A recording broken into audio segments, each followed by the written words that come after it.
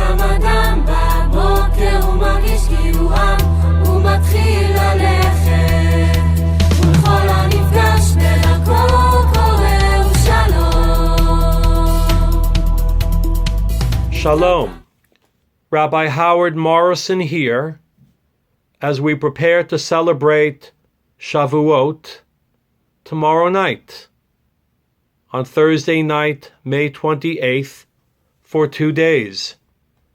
Sadly, we are not able to gather in shul, at least yet, but my clergy colleagues from Beth Emeth and I want to continue a long-standing tradition in our shul of having a Tikkun Shavuot, although in a modified form.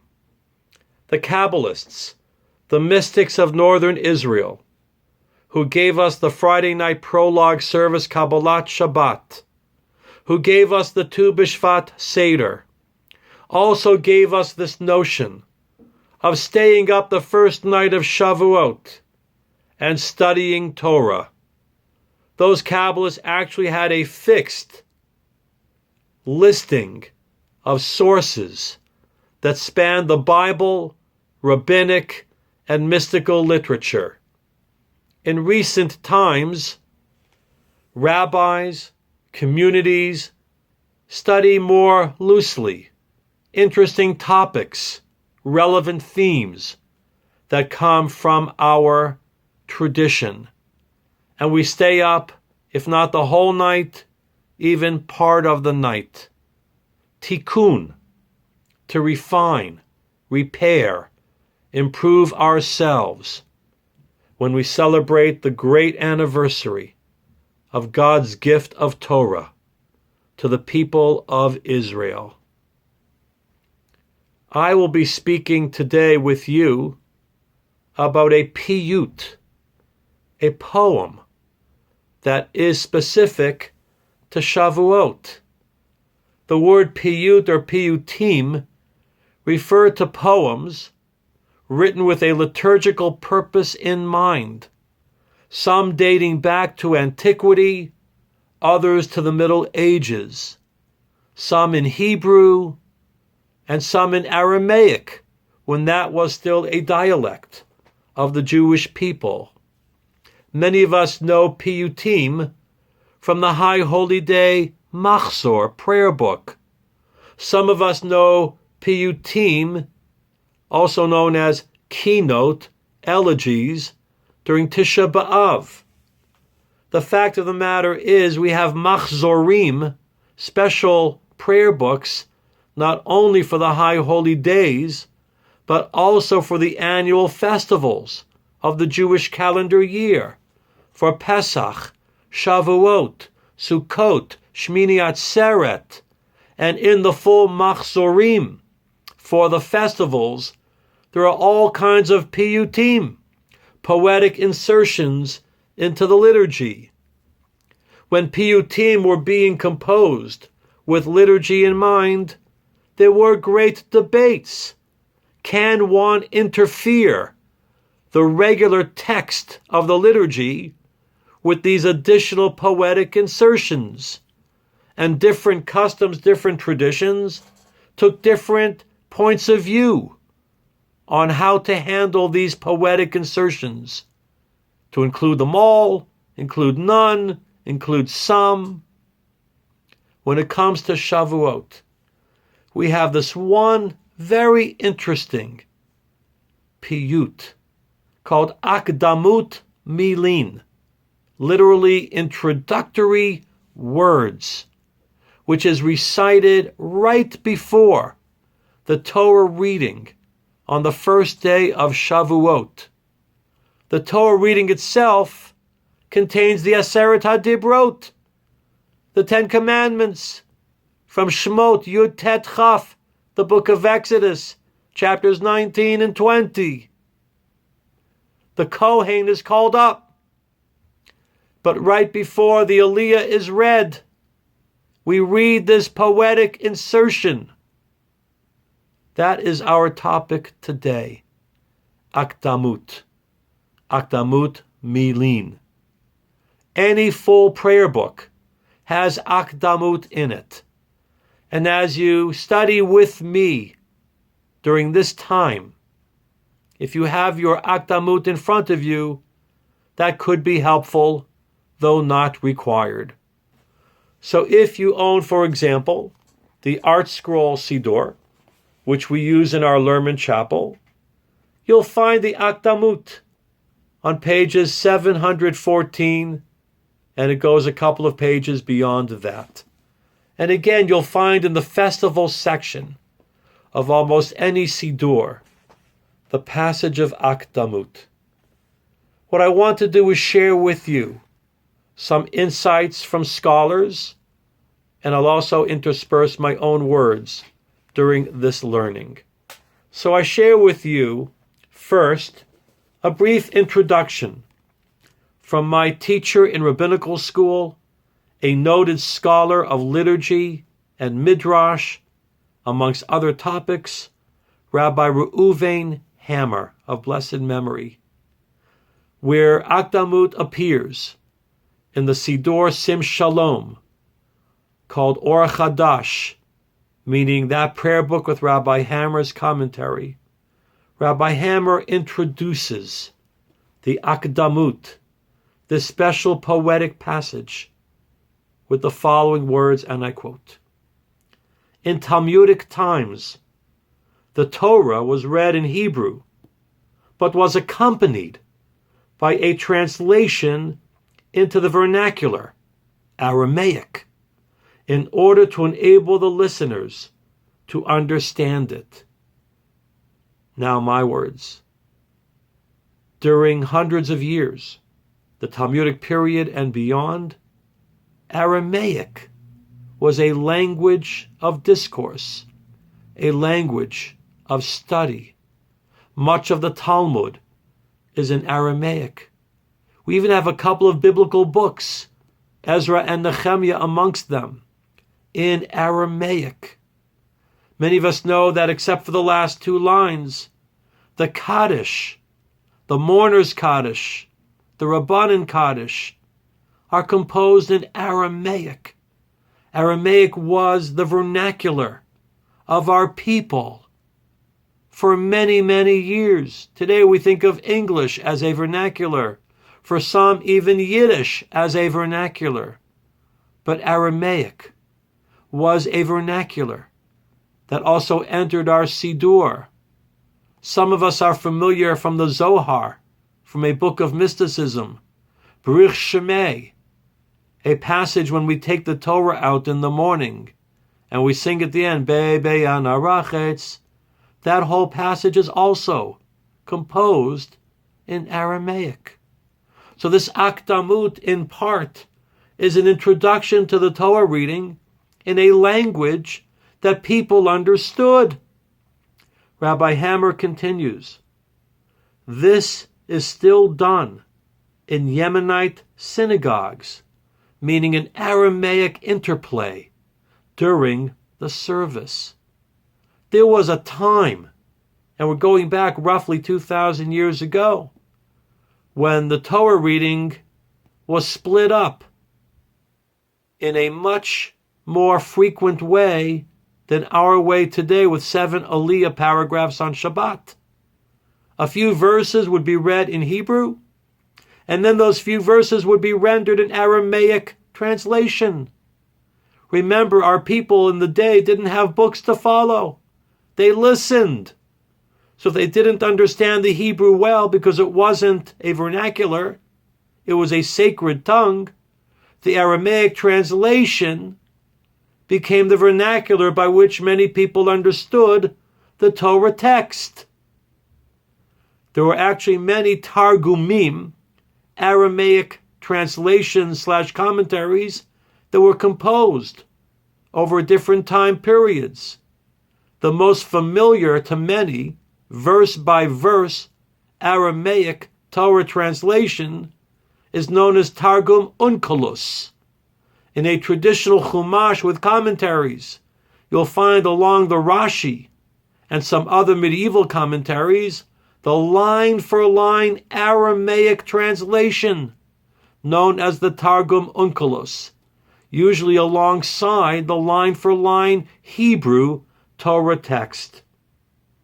Rabbi Hammer writes, in most European countries, this practice, again, of this back and forth, Hebrew to Aramaic, Hebrew to Aramaic, a few verses at a time from the weekly Parsha, it was discontinued, abandoned in most European communities, since the Aramaic Targum was not understood either in those places, in those times.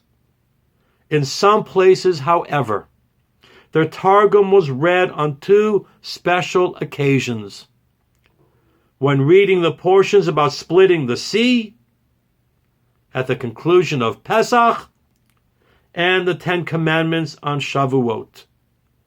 In our synagogue, and I would venture to say in many Ashkenazi synagogues, the Aramaic rendition on Pesach is not maintained as a custom anymore, but the Akdamut passage on Shavuot is strongly still maintained as a very strong custom in many Ashkenazi communities.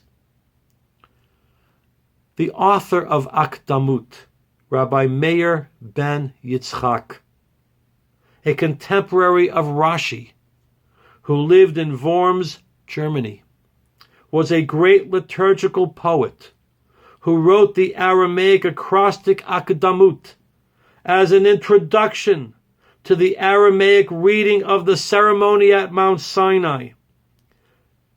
In addition to its poetic description of revelation and its praise of the divine law, it contains a magnificent picture of the eventual triumph of Judaism and the end of exile.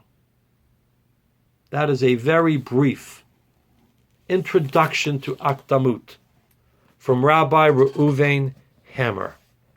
I now want to share a slightly more extensive introduction to Akdamut, which comes from one of the newer prayer books in the conservative movement called Sidor Lev Shalem. And Akdamut is introduced with the following commentary, and I quote, many piyutim were written in Aramaic to introduce the Torah reading. The custom probably originated in those communities that read the Torah in Hebrew, while a translator spoke in Aramaic, the common language of the Western Middle East. This particular piyut, that we call Akdamut, became a favorite of European congregations and is often recited with a distinctive tune. A colleague of mine, a rabbi, and a great scholar of liturgy, Rabbi Jeffrey Hoffman, he argues that an important reason for its prominence is due to legends about its supposed authorship by a Jewish martyr. The poems end with its promise of the reward of the righteous, fits this legendary authorship. Thus, the Torah reading is preceded by a praise to Israel for their devotion to God and a description of the reward to the righteous. The poem is arranged with the initial letters of each line, forming a double alphabetical acrostic. In other words, the first two lines begin with an aleph. The next two lines begin with a bet. The next two lines a gimel. Every two lines begin with the next letter of the Hebrew aleph-bet system, until the last two lines begin with the last Hebrew letter, Tav. So we've gone from aleph to Tav in the first part of this poem, each letter appearing twice in a row, line by line, before the next letter twice in a row. And then after the alphabetical acrostic is complete, it is then followed by an acrostic spelling out the author's name with a concluding blessing by the author. So if you have the text and you finish seeing the Aleph Bet Gimel Kuf Resh Shin Tav, then you're going to see a Mem from Meir. And then you're going to see the letters of Meir, Mem Aleph Yud Resh. And then Bet Yud Resh Bar or Bear, son of. And then Resh Bet Yud Rebbe. And then Yud Sadi Chet Kuf Yitzchak. You will see in a vertical acrostic, line by line, letter by letter, Meir, Bear, Rebbe, Yitzchak. That's the author of this poem, this piyut. Many of us are familiar with authors who have embedded their names in their poetic creations. Perhaps the most famous for many of us, though it was composed later in history in the 1500s, is the Friday night hymn, Lecha Dodi, written by a man whose name begins Shlomo Halevi. And each stanza in that Friday night song, Lecha Dodi, one line is a shin at the beginning. The next line begins with a lamed, then a mem, then a hey, then another hey, then a lamed, then a vav, then a yud. And if you read the first letters of the first several lines in Lecha Dodi, you spell Shlomo Halevi, the author of that poetic song. In Akdamut, after the double alphabetical acrostic, you have the name of the author, Meir, Bear, Rebbe, Yitzchak. But the poem doesn't end there.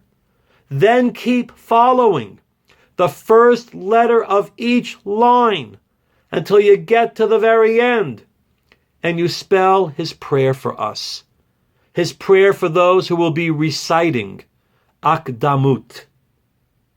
Yigdal, Bat Torah, Uvama'asim Tovim, Amen, V'chazak, Ve'ematz. Now those words are a lot of letters, so we have a lot of lines still coming in the poem. Yud, Gimel, Dalid, Lamed, Yigdal. Just keep following the first letter of each line. Bet, Taf, Vav, Resh, Hey, Bat Torah. Vav, Bet, Mem, Ayin, Sin, Yud, Mem, Sofit, Uvama'asim. Tet, Vav, Vet, Yud, Mem, Sofit, Tovim. Aleph, Mem, Nun, Sofit, Amen. Chet, Zayin, Kuv, Chazak. Vav, Aleph, Mem, Sadi, Sofit, Ve'ematz. Translation: Meir Ber Rabbi Yitzchak. May he grow in Torah and good deeds. Amen. May he be strengthened. That is the last part of Akdamut, after the alphabetical acrostic. And then the commentary points out, and I quote, there is a consistent rhyme throughout. Each line concludes with a word ending in Tav Aleph. Every word at the end of every line has a last syllable, Ta. Tav Aleph, Ta. Tav is the last letter. Aleph is the first letter. And they are brought together as the last syllable of every line of Akdamut. I would add that there is meaning in that. Endings lead to new beginnings. A door closes, another door opens. Tav is the end of the Aleph Bet. But the poem then puts an Aleph next to it. You're never done with Torah. You're never done with mitzvot. You're never done with learning and growing and refining yourself. There's always a new way to continue your growth, your spiritual development. And so the Tav is followed by the Aleph. The ending leads to a new beginning.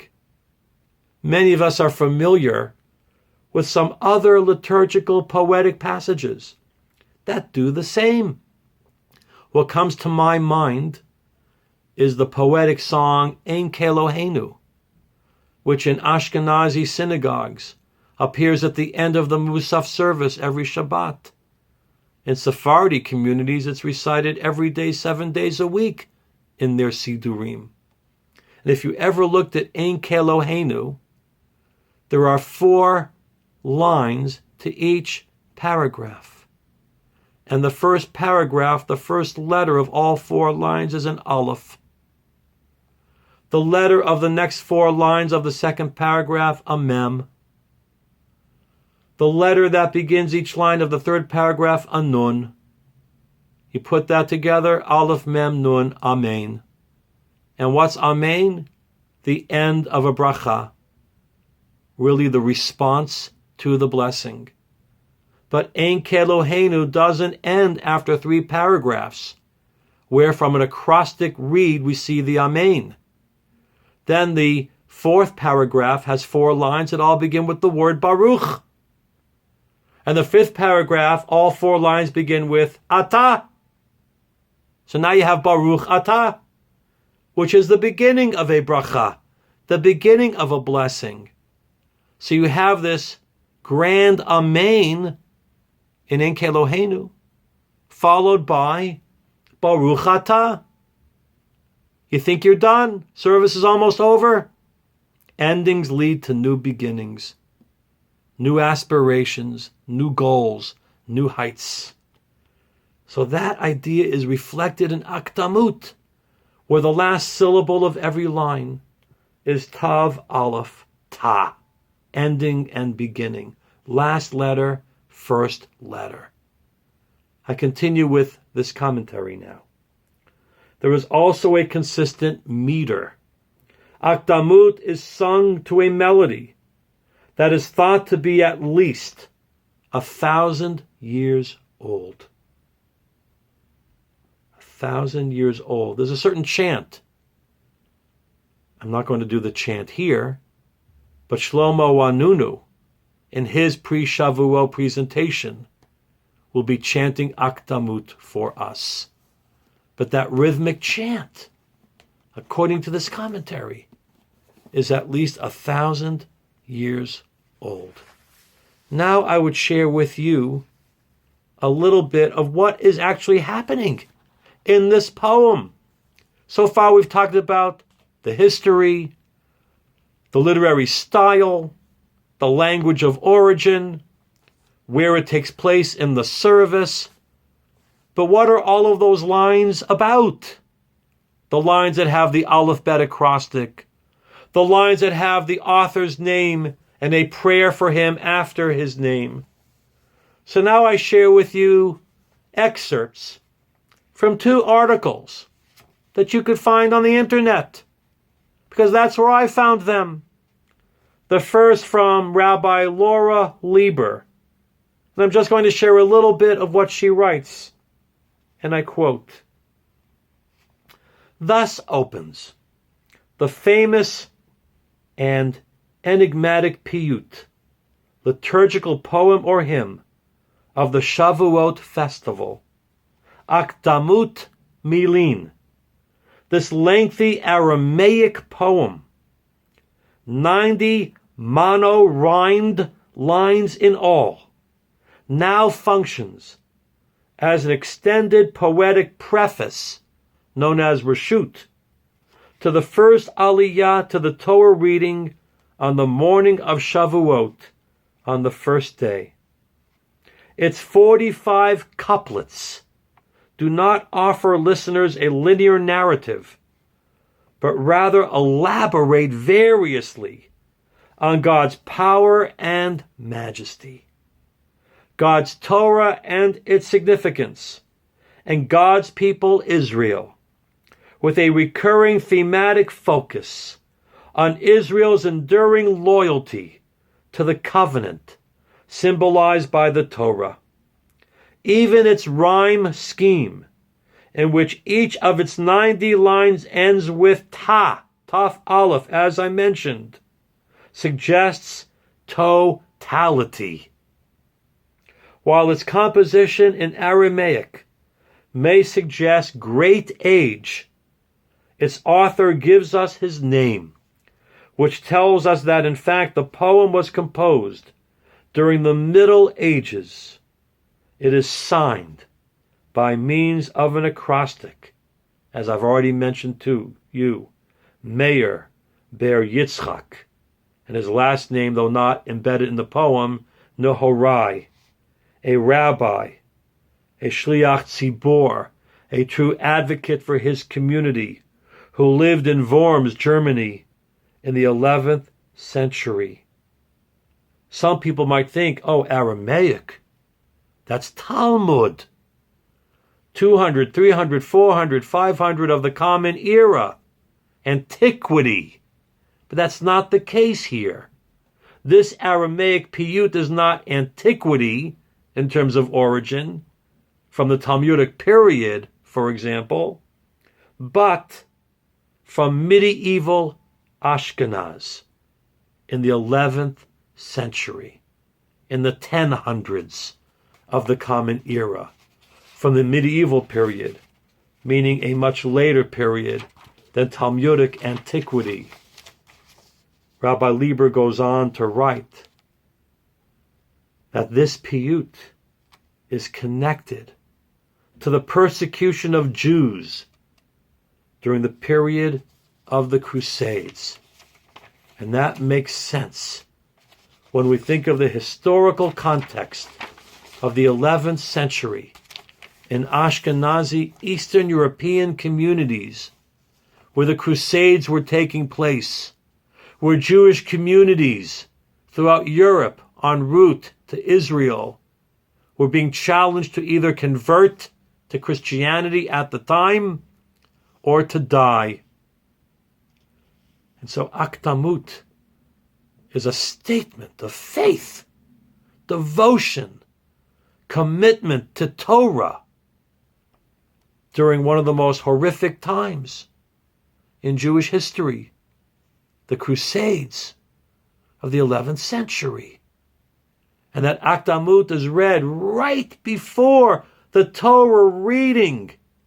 And the Torah reading is about Ma'amad Har Sinai, when God gave us Torah on Mount Sinai.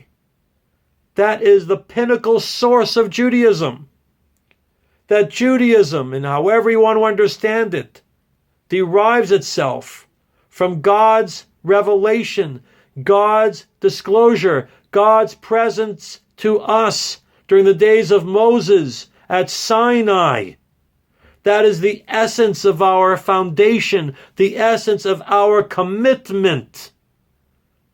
And then, in the 11th century, Akdamut is written as a prologue, an introduction to the Ten Commandments, to the revelation at Mount Sinai, notwithstanding the tragedies that were befalling the Jewish people in the 11th century.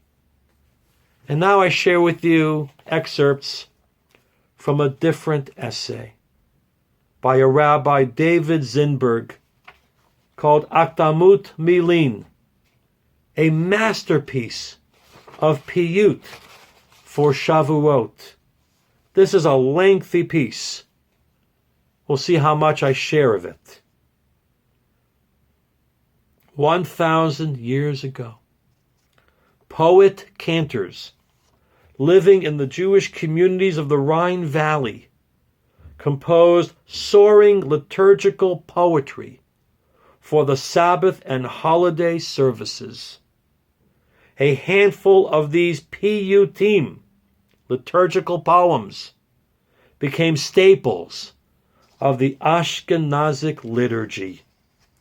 Rabbi Meir Ber Yitzchak was a giant among those poets, recognized by contemporaries for his scholarship, artistry, and piety, Rabbi Meir was active in Worms, Germany, in the latter half of the 11th century, on the eve of the First Crusade.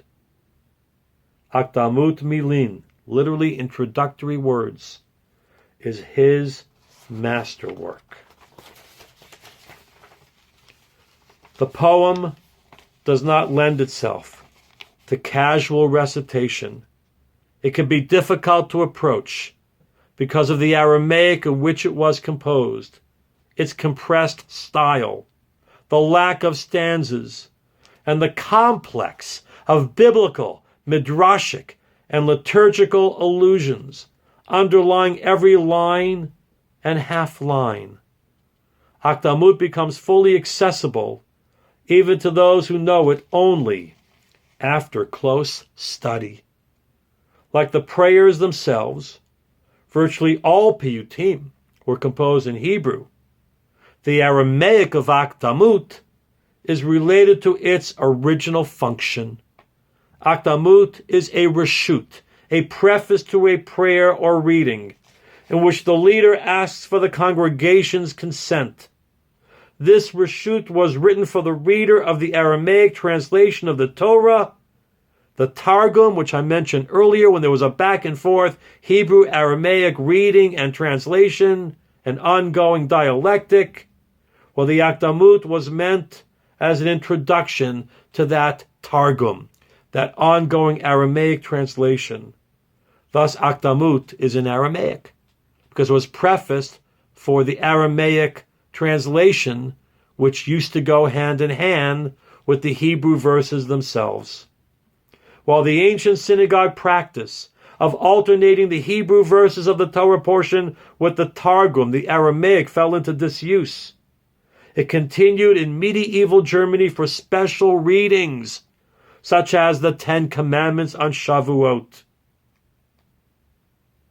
But even after the Shavuot Targum was discontinued, Akdamut persisted on its own and is still recited by Ashkenazim on the first day, just before the Torah reading. Akdamut is an artistically sophisticated and emotionally affecting work. It is an intensely sensory piyut. Its 90 lines overflow with vivid, almost cinematic imagery, like a crowded allegorical painting by a Renaissance master. A library of images and symbols fill the poet's canvas. Creation, ministering angels, mythical creatures, and the delights awaiting the righteous. Akdamut is structured as a narrative that sweeps through time and space, both natural and metaphysical. Rabbi Meir's story begins before creation and concludes with a grand escapade to the end of days. On the way, he makes multiple scene changes from God's throne, God's heavenly court, Israel, the nations, and finally, the end of days. Quick references are made to the Song of Songs, the love of God and the Jewish people. Reference that the Jewish people, like a daughter to God, are harassed by others of God's daughters, referring to the nations of the world who are against the Jewish people. But then God has a special love for his Israelite daughter. That is some of the literary, metaphoric background that makes for Akdamut. I encourage you all, Google these essays, look into them, read the text in whatever siddur you have. We can't read it ritually in shul this year, sadly, but read it to yourselves. One of the remnants of Aramaic liturgical poetry, specifically composed for Shavuot at a time of despair during the Crusades, but the author with great faith and hope. May that be our case as well. Chag Sameach in advance. Rabbi Howard Morrison.